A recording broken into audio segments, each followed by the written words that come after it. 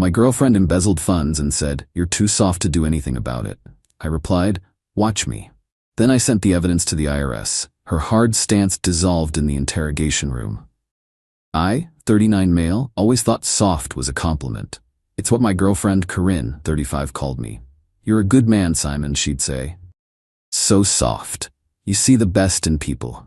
We own a business together, or we did. It's a community bookstore and cafe called The Page and Perch. It was my dream. I'm the page part. I handle the community events, the author signings, the kids' story hour. I'm the face. Corinne is the perch. She handles the numbers, the payroll, the ordering, the hard side of the business. I trusted her with it completely. I'm not a numbers guy. I'm a books guy. I thought we were doing okay. Not rich, but paying the bills. We were a beloved local spot. Then, 2 weeks ago, I got a call from Flower Power, the local bakery that supplies our pastries. Anya, the owner, sounded stressed. "Simon, I'm really sorry," she said, "but Corinne's last 3 checks bounced. We're talking almost $4,000. I can't extend any more credit." Bounced? I was confused. We just had a stellar sales weekend. I told Anya I'd look into it and cover it personally. Corinne was supposedly at a Women in Business leadership retreat. She'd been going to a lot of those. I'm soft, not stupid. I just hate confrontation. So I didn't call her. I logged into the business accounts. I have access. I just never use it. I stared at the screen for an hour. It wasn't just Flower Power, our main book distributor, our coffee bean supplier, all late. But the money? The money was gone. Not just low, but gone. And it was going in huge round numbers to one place. A vendor I'd never heard of.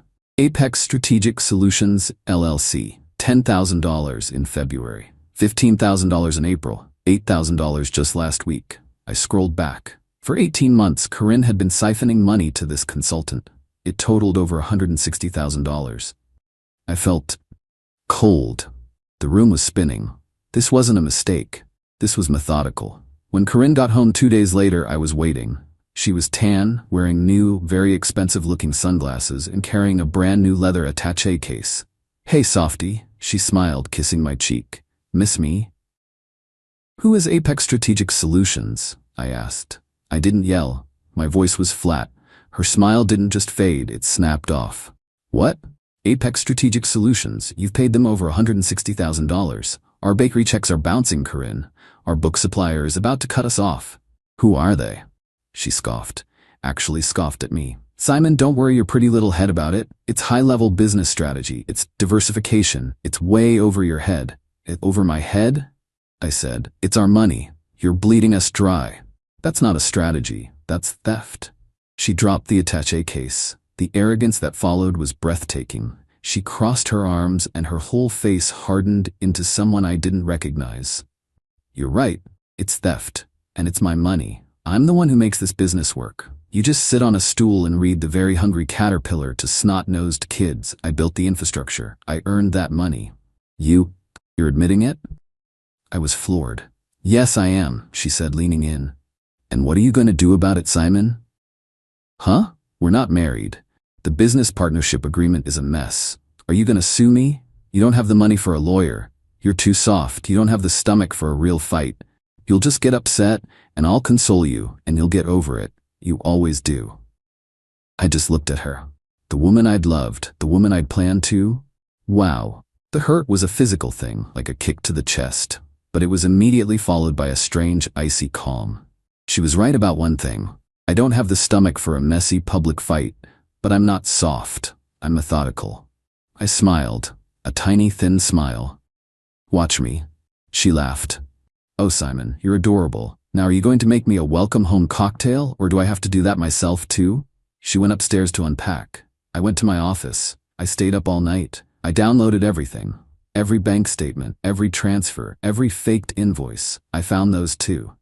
She'd been ordering 50 units of books and billing the company for 500, then pocketing the difference before paying the late invoice. I looked up Apex Strategic Solutions LLC.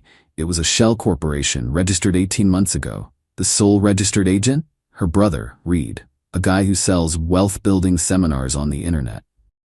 So, $160,000 in embezzled funds, sent to a shell corp. This wasn't just theft from me. This was tax fraud. Conspiracy. Embezzled money is undeclared income.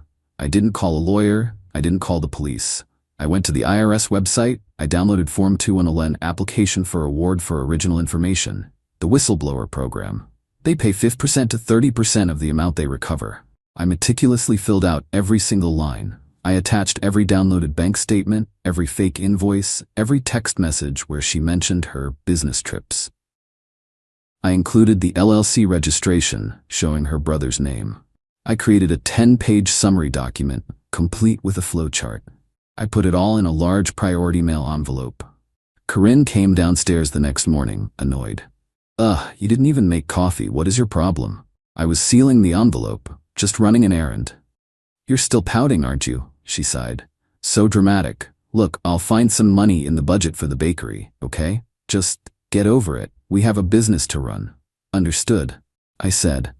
I walked to the post office. I paid for certified mail with return receipt. I dropped the 10-pound envelope onto the scale. The postal worker looked at me, then at the IRS address. Heavy stuff, man. You have no idea, I said. I'm writing this from a hotel room. I packed a bag and left.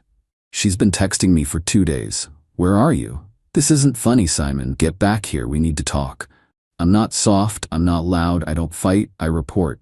The IRS is slow. I know that. But they're a hell of a lot meaner than I am. Her hard stance won't mean a thing to them. Now I just... Wait. Update 1, it's been 6 weeks, and it's been hell. The good news, I'm not soft. The bad news, I'm not rich either.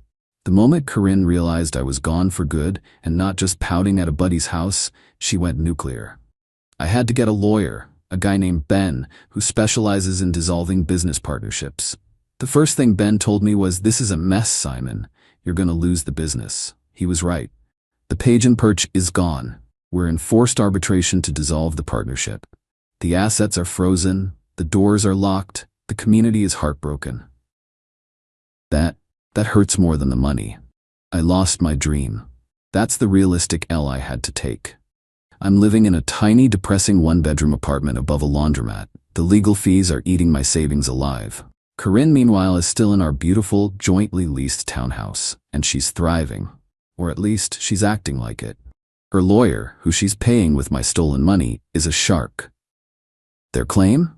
That I am the one who mismanaged the business. That my vanity projects, that's what she calls the free kids story hour and the local poetry slams, were financially irresponsible and I drove the company into debt. That the $160,000 sent to Apex was a legitimate last-ditch effort to secure liquid capital that I, in my softness, just didn't understand. It's all lies, but it's papered. She has invoices. Fake ones, but they look real. Then came the entitlement, the sheer uncut gall. I got a Venmo request from her 3 weeks ago for $1,750. The memo, "You're half of the rent, idiot." I ignored it. She sent it again and again. Then she called me. I sent her straight to voicemail. Then she emailed me. Subject, "You are going to make me homeless." Simon, I don't know what kind of sick, vindictive game you're playing, but you are still 50% liable for the lease on this townhouse. Your refusal to pay your half is a breach of contract. I am a single woman, and you are trying to make me homeless out of spite. If you don't send your half by the 1st, I'll be taking you to small claims court. Grow up. I just stared at the email. She's sitting on $160 of my money, and she's shaking me down rent. My lawyer told me to ignore it. The lease is a civil matter that will be bundled with the dissolution. But the nerve. Then last Tuesday, the unpredictable subplot showed up. Her brother, Reed, the CEO of Apex Strategic Solutions. I was getting my mail from the rusted box at my new dumpy apartment. A white, entry-level luxury SUV, the kind with zero personality, pulled up. Reed got out. He's exactly what you'd picture. 2 white teeth, blazer with sneakers, slicked back hair. "Simon, right?" he said, like we were meeting at a mixer. "Reed, we haven't been formally introduced." "I know who you are," I said, holding my junk mail like a shield. "Yeah, look," he said, walking closer. He was trying to be intimidating, crowding my space. "I think you've gotten in a little over your head here. You're a books guy. I get it, you're emotional, but this lawsuit, it's not smart. Get away from my apartment, Reed." He laughed, a short, barking sound. "See, that's what I'm talking about. You're playing hardball, and you're not a hardball player. You're soft, my sister. She's emotional, but I'm not. I'm advising you as a friend to drop this. Sign the business over to Corinne. Take the little payout she's offering. This is a hard world, Simon, and you're going to get really, really hurt if you keep pushing this. My hands were shaking. I'm a common man. This guy was threatening me. But Soft-Me had his phone in his shirt pocket, recording audio. Are you threatening me, Reed? I'm advising you, he smiled, but his eyes were dead. It's just advice. Take it. He got back in his car and drove off. I sent the audio file to Ben, my lawyer. Ben smiled. He filed a police report for harassment and intimidation on my behalf. It's just a piece of paper, but it's a start. Then we get the first settlement offer from Corinne's lawyer. It's a joke. I get $10,000, which is less than my legal fees, and I have to sign an ironclad NDA about the business, Corinne, Apex, and Reed. I told Ben to send back a reply. What should I say? He asked. Tell them. No, watch him. Meanwhile, I got a very boring, very thin letter in the mail. It was from the IRS. We have received your submission, case XXX. We are evaluating the information. The gears are turning. I'm terrified. I'm broke. I've lost my business. This is the hardest thing I've ever done. I'm not sleeping. I'm just drinking coffee and waiting. She thinks this is a fight about the business. She doesn't get it. This is a fight about taxes, and that's a fight she can't win. Final update. It's been 10 months since I mailed that envelope. The dissolution of the business was finalized. It was a bloodbath. We sold the assets, the shelves, the espresso machine, the book stock for pennies on the dollar. After paying the debts Corinne ran up, I walked away with nothing. Actually, less than nothing. I'm about $40,000 in legal debt. Corinne and Reed were living large. I know because she couldn't stop posting. Her new venture, funded by Apex, was some kind of life coaching/consulting brand. She was posting selfies from high-end resorts, tagged boss babe, growth mindset, know your worth. I got a job, a 9-to-5 data entry gig for a shipping company. It's soul-crushing. I sit in a cubicle, I type numbers, I go home to my crappy apartment. For months I felt defeated. Soft, like she'd won. Then 3 weeks ago I got a call from Anya, the bakery owner. Simon, she said, and her voice was weird. Turn on the local news, like right now. I pulled it up on my phone. The B-roll was of a very familiar white SUV being loaded onto a flatbed. The headline, Federal agents raid local consultant, seize assets. They were outside Reed's condo. Agents in those official-looking windbreakers were carrying boxes out. My heart? I think it stopped. Reed had been arrested. The reporter said it was for conspiracy to commit tax evasion and wire fraud. The dam broke. My phone rang about an hour later. It was Ben, my lawyer.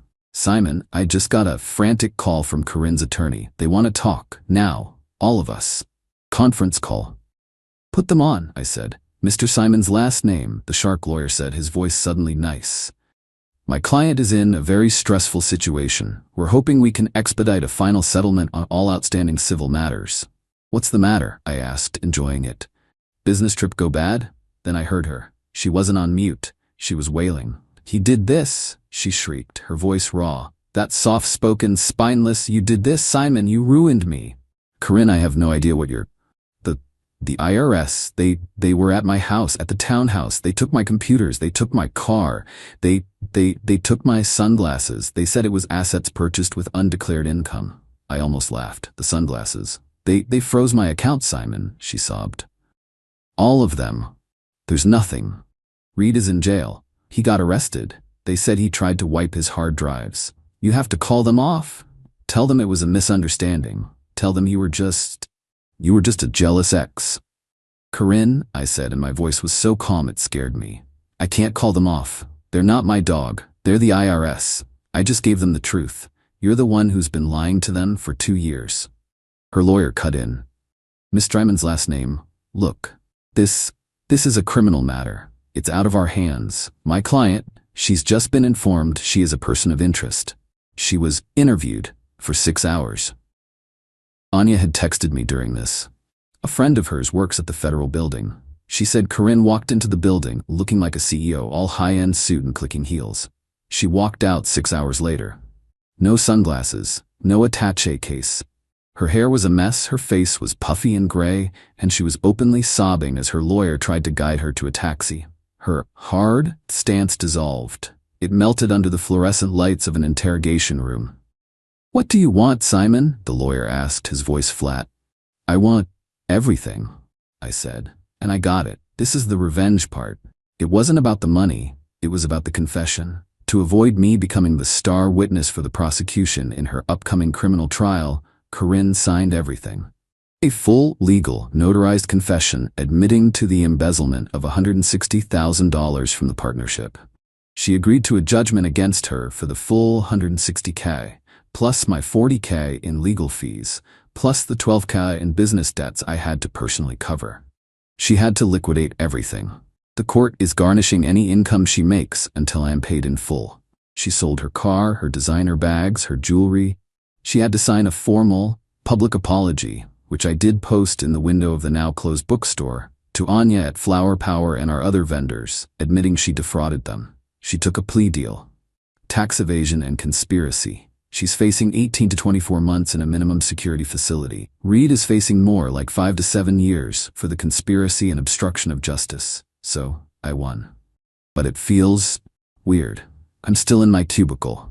The Page and Perch is still gone. I'm still paying off debts. This wasn't a movie. I don't get my old life back. But I got a letter yesterday from the U.S. Department of the Treasury. The IRS recovered the full $160 in back taxes, plus penalties and interest from Corinne and Reed, or what was left of their assets. As per Form 211, I was entitled to my award. A check fell out of the envelope for $24,000. It's not a fortune. It's not FU money, but it's 15% of the hell she put me through. It covers my legal fees. It's a start. She called me soft. She was right, I am soft. But soft is just another word for patient. Soft is what water is, and water can cut through stone. She thought she was a rock. Turns out she was just a brick of cheap concrete, and she just dissolved.